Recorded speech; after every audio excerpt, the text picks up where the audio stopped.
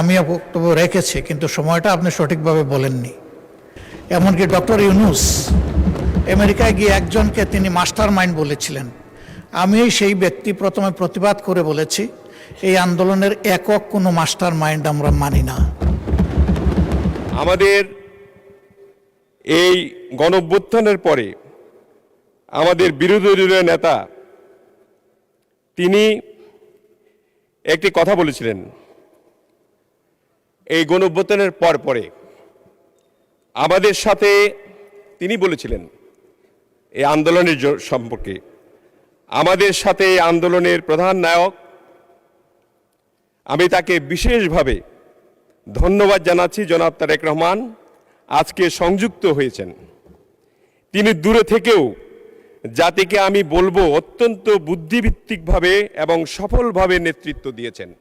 অর্থাৎ তিনি নেতৃত্ব দিয়ে গণ অভ্যুত্থানটাকে সফল করে আজকে আমরা এই জায়গায় এসেছি ইনশাআল্লাহ। এটা তার মুখের কথা। কাজে আজকে যে এই বড় ধরনের যে বাজেট নিয়ে আপনারা চিন্তিত রয়েছেন, আমাদের মাননীয় বিরোধী দলীয় নেতৃবৃন্দ, আপনারা এই চিন্তার কোনো কারণ নাই। এই 9,38,000 কোটি যে বাজেট, এই বাজেট এটা তো ইনশাল্লাহ সম্পূর্ণ পূরণ হবে। এটা হলো জিওবির টাকার একটা বাজেট, গভর্নমেন্টের টাকা। এই টাকা এটা আয় ব্যয়ের সঙ্গে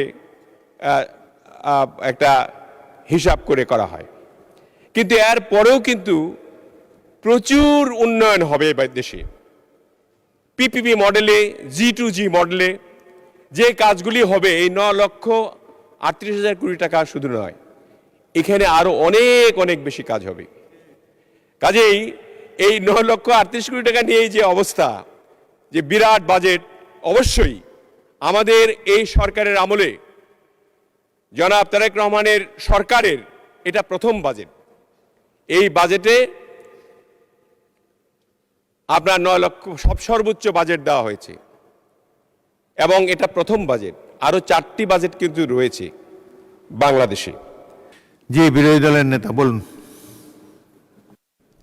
ধন্যবাদ জনাব রশিদুজ্জামান মিল্লাত সাহেবকে। উনি আমার একটা বক্তব্যের উদ্ধৃতি দিয়েছেন। হ্যাঁ, আমি বক্তব্য রেখেছি, কিন্তু সময়টা আপনি সঠিকভাবে বলেননি।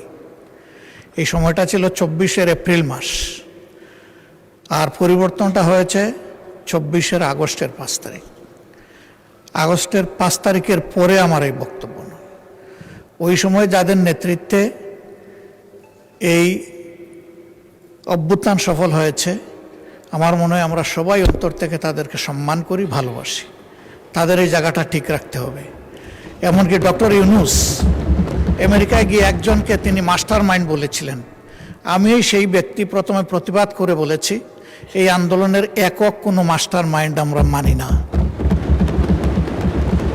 আমাদের যুব সমাজকে এর কৃতিত্ব দিতে চাই, আর মাস্টার মাইন্ড হচ্ছে বাংলাদেশের 18 কোটি মানুষ। ধন্যবাদ আপনাকে।